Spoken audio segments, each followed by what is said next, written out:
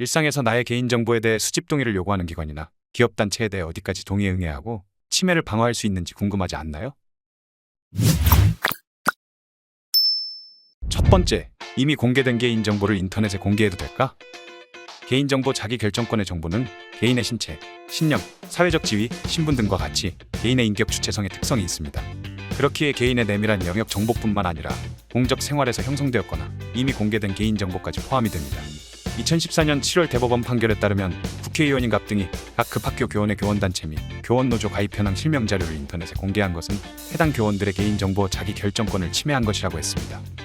두 번째, PC방 주인은 개인정보 처리자일까?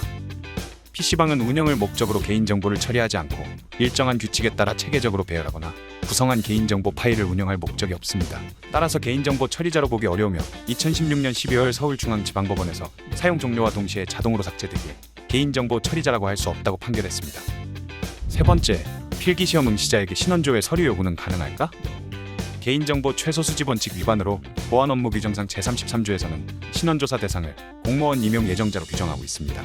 필기시험 응시자나 1차 합격자, 면접시험 대상자 등은 최종 합격자가 아니기 때문에 임용 예정자에 해당하지 않습니다.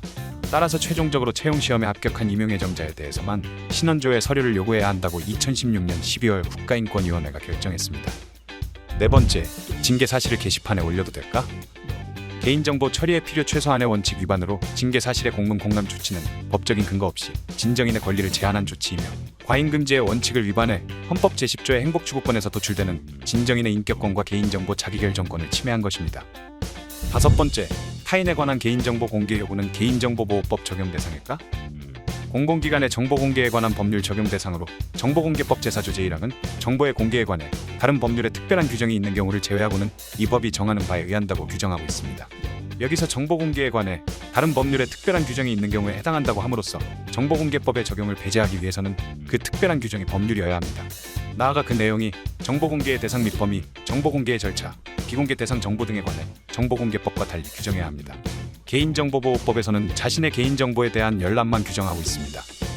여섯 번째, 개인 위치 정보를 이용해 근태관리를 해도 될까? 정보 주체로부터 사전 동의를 받아야 합니다. 어느 택시 회사는 콜 관제 시스템에서 택시기사들의 위치 정보를 확인해 택시기사들이 모여있는 장소를 파악함으로써 택시기사들의 도박이나 음주를 확인했습니다. 2년여에 걸쳐 모여있는 사람들의 성향과 장소를 파악하는 등 택시기사의 동향 확인에 콜 관제 시스템을 활용한 것입니다. 정보 주체의 동의가 없이 개인 위치 정보를 활용해 사생활의 비밀 등이 침해됐고 위법한 개인 위치 정보 수집으로 정신적 고통을 입었다고 볼 수 있습니다. 일곱 번째, 보육교사가 반대하는데도 어린이집에 CCTV를 설치해도 될까?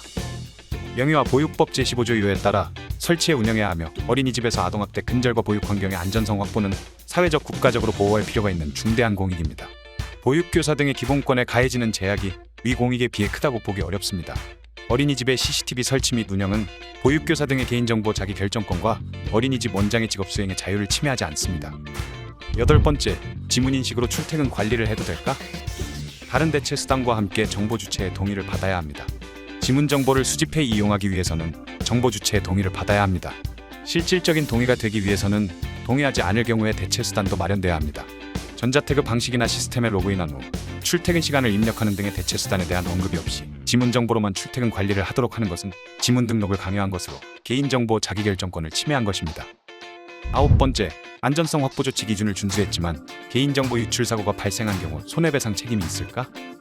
주의 의무를 다하지 않아 유출되었다면 손해배상 책임이 있습니다. 개인정보 취급자가 작업 종료 후 로그아웃을 하도록 하는 것은 기술적 관리적 보호 조치 기준에는 해당하지 않으나 정보통신 서비스 제공자가 마땅히 준수해야 한다고 쉽게 예상할 수 있습니다. 따라서 사회통념상으로도 합리적으로 기대 가능한 보호 조치에 해당됩니다.